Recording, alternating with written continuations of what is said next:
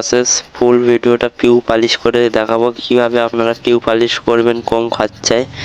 তো আপনাদের পুরো ভিডিওটা দেখাবো। আর এটা হচ্ছে পার্ট 2। পার্ট 1 যারা যারা দেখোনি, আমি এই ভিডিওর ডিসক্রিপশনে লিঙ্ক দিয়ে দেবো, আপনারা ওখান থেকে গিয়ে দেখে নিতে পারেন। তো আজকে আমি ফুল ভিডিও নিয়ে এসেছি।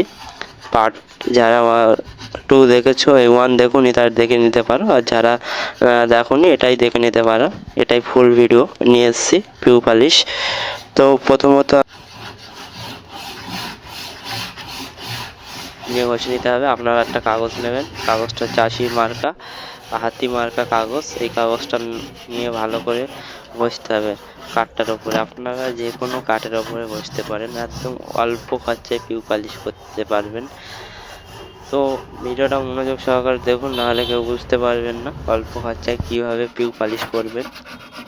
তো দেখতে থাকুন, কেউ স্কিপ করবেন না। আর আমার চ্যানেলে যারা যারা নতুন আছে চ্যানেলটা সাবস্ক্রাইব করে রাখবেন আর নোটিফিকেশন অন করে রাখবেন, তাহলে ভিডিওটা আমি ইউটিউবে আপলোড দিলেই আপনারা দেখতে পাবেন। তো আমার ঘষা হয়ে গেছে, আমি ভালোভাবে মুছে নিচ্ছি। তো এইভাবে ভালোভাবে পরিষ্কার কাপড় দিয়ে এটা ভালোভাবে ঝেড়ে নিতে হবে, যাতে ধুলো একদম না থাকে। পুরো পরিষ্কার করে নিতে হবে। নেওয়ার পরে আমি সিলারটা কীভাবে মিক্স করছি চলো দেখাই। এটা হচ্ছে A1 থিনার আর এটা হচ্ছে NC সিলার। এই দুটো মিক্স করে আমি প্রথম কোট অ্যাপ্লাই করব। ভিডিওটা দেখো, বুঝতে পারবে। তা আপনারা কী করবেন, 2 কোটটা সিলারটা ইউজ করবেন। আপনারা 2 কোট ভালোভাবে মারবেন, দেখবেন আপনাদের পালিশ হয়ে গেছে। তো সিলারটা কতক্ষণের মধ্যে শুকিয়ে যাবে? তো সিলারটা শুকিয়ে যাবে আপনাদের সঙ্গে সঙ্গেই শুকিয়ে যাবে, বেশিক্ষণ লাগবে না। 5 থেকে 10 মিনিটের মধ্যে সিলার শুকিয়ে যাবে।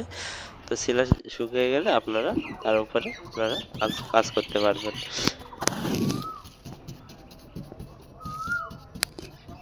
আপনারা কাজ করতে পারবেন। তো আমার সিলারটা মারা কমপ্লিট প্রায় হয়ে গেছে 2 কোট। তো 2 কোট কমপ্লিট হয়ে যাওয়ার পরেই আমি তো ভিডিওগুলো মনোযোগ সহকারে দেখুন। তো সুন্দর করে ঘষে নিতে হবে, ভালোভাবে ঘষতে হবে, না ঘষলে কিন্তু পালিশটা সুন্দর হবে না।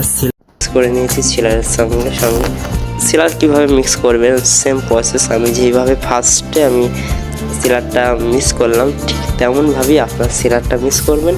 করার পরে কিন্তু একটু রোদ্দুরে মারলে ভালো হয়। আর যদি রোদ্দুর না থাকে আপনারা কী করবেন, সামাই মারবেন, অসুবিধা হবে না। কিন্তু রোদ্দুরে মারলে একটু খুব তাড়াতাড়ি গ্লেজটা চলে আসে। তো আপনারা রোদ্দুরে মারার চেষ্টা করবেন সিলারটা। তো 2 কোট আমি অ্যাপ্লাই ফার্স্ট করেছিলাম, এখন করব 3 থেকে 4 কোট। তারপরে আমি স্প্রে করব পিউ স্প্রে। তো এইভাবে আমি এতে একটু অলরেড কালার দিয়ে দিয়েছি সিলারের সঙ্গে। দেওয়ার পরে আমি এটা অ্যাপ্লাই করছি, ঠিক আছে। যদি আপনাদের রং ম্যাচিং করতে ইচ্ছা হয়, তাহলে যেখানে যেখানে রং ম্যাচিং প্রয়োজন সেখানে রং ম্যাচিং করে নিতে পারেন 1 কোট সিলার মারার পরে। তো সেটা কিভাবে করবেন সেটা দেখতে হলে আমার এই ভিডিওর ডিসক্রিপশনে লিঙ্ক দিয়ে দেবো, ওই লিঙ্কে গিয়ে আপনারা ক্লিক করবেন, দেখবেন কীভাবে আমি রংটা ম্যাচ করি সেটা আপনারা দেখতে পারবেন, ঠিক আছে। তো আপনারা রং ম্যাচিং করবেন, গালা দিয়ে রং ম্যাচিং করতে হবে, সিলার দিয়ে রং ম্যাচিং হবে না, ঠিক আছে। গালা দিয়ে লাইট বিরান ডিপ বিরান দিয়ে রং ম্যাচিংটা আপনারা করবেন। তো এইভাবে আপনারা সুন্দর করে সিলারটা 2 থেকে 3 কোট 4 কোট অ্যাপ্লাই করবেন। করার পরে আর মনোযোগ সহকারে দেখুন কীভাবে পালিশ করছি। আপনারা ট্রাই করবেন এইভাবে আমার মতো করে, অবশ্যই খুব সুন্দর পালিশ হবে। তো ভিডিওগুলো মনোযোগ সহকারে দেখুন।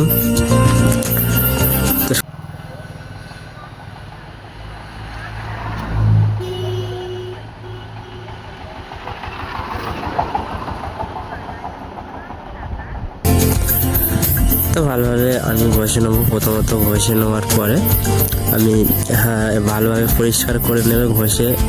আপনারা সুন্দর করে ঘষবেন। ঘষার পরে একটা ভালো পরিষ্কার কাপড় নিয়ে ভালোভাবে সুন্দর করে ঝেড়ে তারপরে রোদ্দুরে নেবেন। রোদ্দুরে নেওয়ার পরে তারপরে কীভাবে পিউটা মিক্স করবেন। তো অনেকেই জানে না কীভাবে পিউ মিক্স করতে হয়।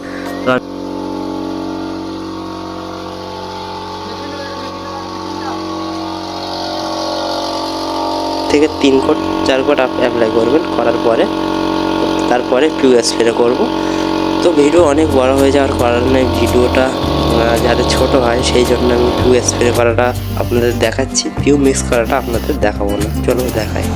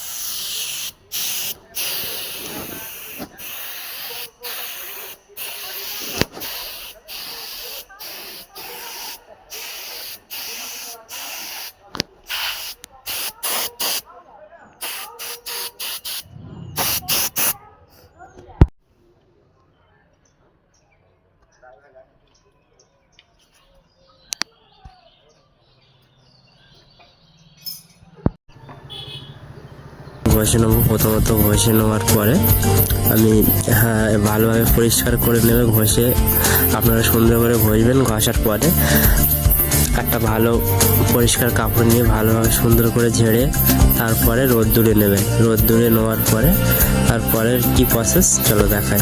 এবার আমি রোদ্দুরে নিয়ে নেবো, ভালোভাবে ঝেড়ে সুন্দর করে রোদ্দুরে।